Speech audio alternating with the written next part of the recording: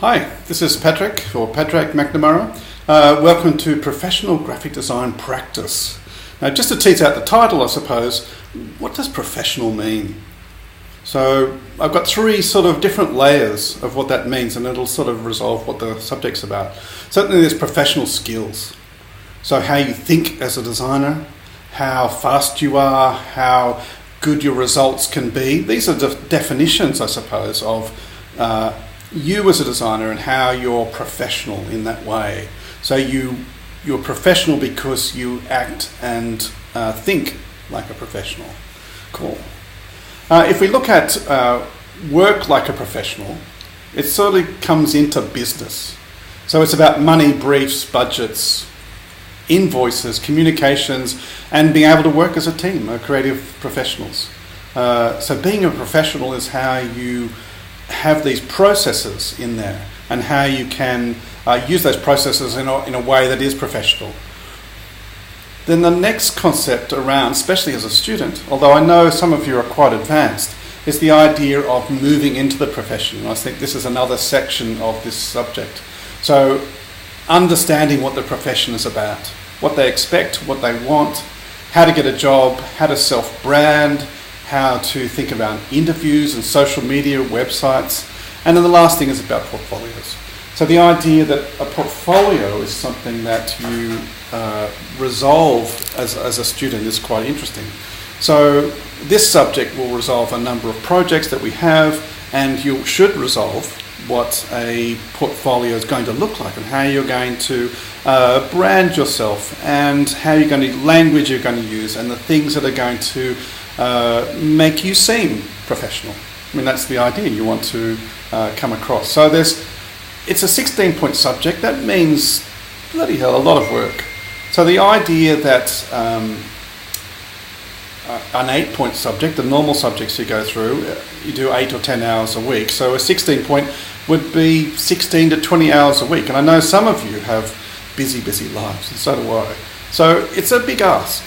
There are things to do in here. There's probably ways to avoid things to do in here. But if we're going to look at moving into being professional, there's a fair bit of benefit to you about that. So how we can do that. So there are 4 assignments in here. The first one is career development project. So it's looking at how you're going to develop your career. So it talks about you have to go out and find job applications, you have to do a letter, you have to organise your portfolio look, your website. So there's all sorts of things in there. And I know a number of you are at different stages.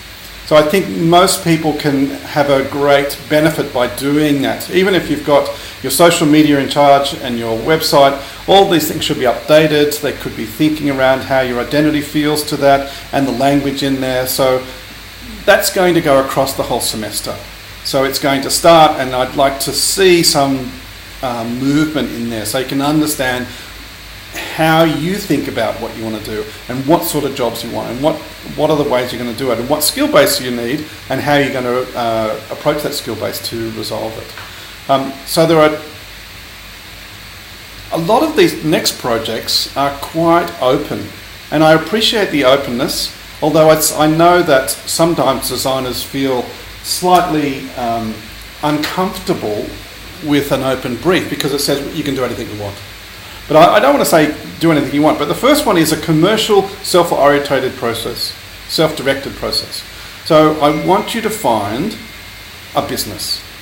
It doesn't have to be paid. You don't necessarily have to have a connection to that company or even a contact, but I think it would be great.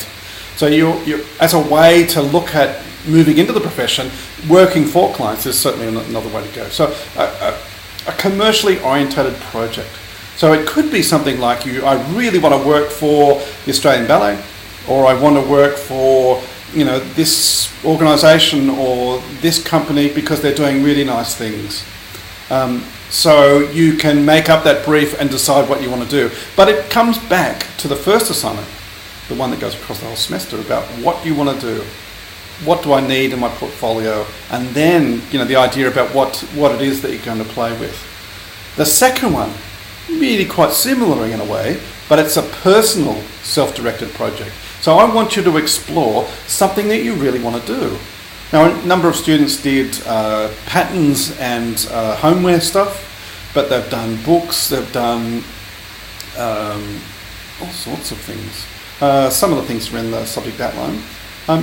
It might be a technique that you're trying to explore. It might be a style. It might be a different area, like packaging or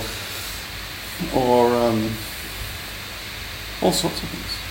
So I want you to sort of think about it, because one of the things that's important is when you go into a personal project and you do it and you get excited about it, it can come into your skill base and then it can be applied back out into commercial sense. And we know that designers, their quirkiness in how they look at the world and how they can problem solve and think differently to other people is important.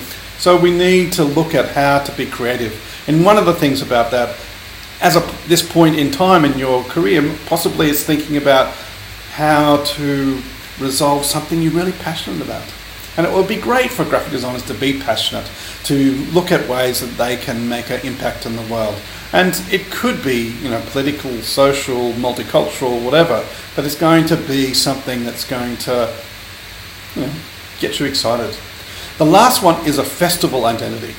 And it's going to be a festival in your area. So it's sort of like marketing in a way, because you're going to decide what sort of festival is going to get greatest benefit to my region. And I did put in a lot of the festivals that are in Wagga, that people come in. They're drawn into those festivals. They come in. We've got a strangely, look at this hair here, but we have a grey nomad festival. So all these caravans come into town and people in their RVs and whatever. And it's just made up. It's just this thing, and there's all sorts of activities and learning situations and sharing and stuff that make that festival important. And there's lots of people here in the middle of nowhere, Wagga Wagga. So that also comes back to that first assignment about who are you, what you want to do as a designer, what sort of demographic you want to work for. So is it youth orientated, or do you want to work for older people or old people or whatever it is. So it could be music based or all sorts of other issues around a festival. So you're just going to build this identity with a number of things in there and a couple of marketing things. I think it could be a good subject. I think you have to get careful. You have to be careful about approaching these projects early, so that you can define what you want and go through a really rigid, or at least thorough research to make those things a viable concept that's going to be innovative in a way, and come out with a portfolio piece that shows your skills, your thinking, and your execution. So all those things are important, but in the first instance, you really need to find something that's going to make it special.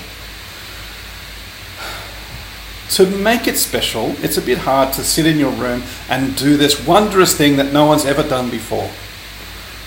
So what is important is that my experience of teaching this subject in previous years, the students themselves have wonderful skills.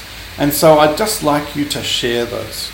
So in the first sense, I've built a blog which says, saying hello or something. You'll get the drift when you get there. So I just wanted you to go through and say some things. So it's a list. There's a listing on the blog that I'd hope that you could fill in. So what's your name? Where do you want to be in 5 years? So talking about your aspirations as a designer, your employment background, your skill sets, and a sense of setting yourself up. And it sounds a bit weird, but setting yourself up as a knowledge base, so that if you're really into social media, or you run a social media unit inside of a company, you could be really useful to other people, even in a little short conversation, to just clarify some situations and to make it worthwhile, in a sense of bringing things up from this is a pretty good project to a high project. So I think my input is to try and help you to do that, but I also think that you as a cohort have great skills as well. Probably a lot of students have greater skills in different areas than I do. So I want to be able to tap into that. So it is a sort of tendency of distance people, because you're so busy and possibly have a full-time job, to hone down into your little ball and say, I'm going to do this, I'm going to do it really well, but not to participate. And I think that participation in other people's projects, to help them or to critique them or to even discuss different aspects around, is really important. So that brings me to the online meeting concept. So there is an online meeting. It's not compulsory, but I'd love to make it compulsory. But I haven't set it up just yet, but it's going to be on a night time and a daytime for those people to organise their times. It's a great resource to chat to. I can bring up your work, or you could bring your work up, chat about it. We could look at previous works. We could think about what it is to be a portfolio. So it's just an hour discussion. It will be recorded, so you can do that. But if you've got the opportunity, please take it up, because I need you to get headphones and microphone to participate fully. There is a text option to do that, but it's very stilted compared to audio setups. So I want you to make really cool work that has a strong basis, but a really strong outcome as well. That means either you've got those skills now and you just have to produce it, or you need support. And I think I can help with the support, everyone else can help with the support, and I think we could have a really great outcome. So I wish you well. I hope it goes well. I think it should be good for you. So I'll catch you soon. Cheers. Bye.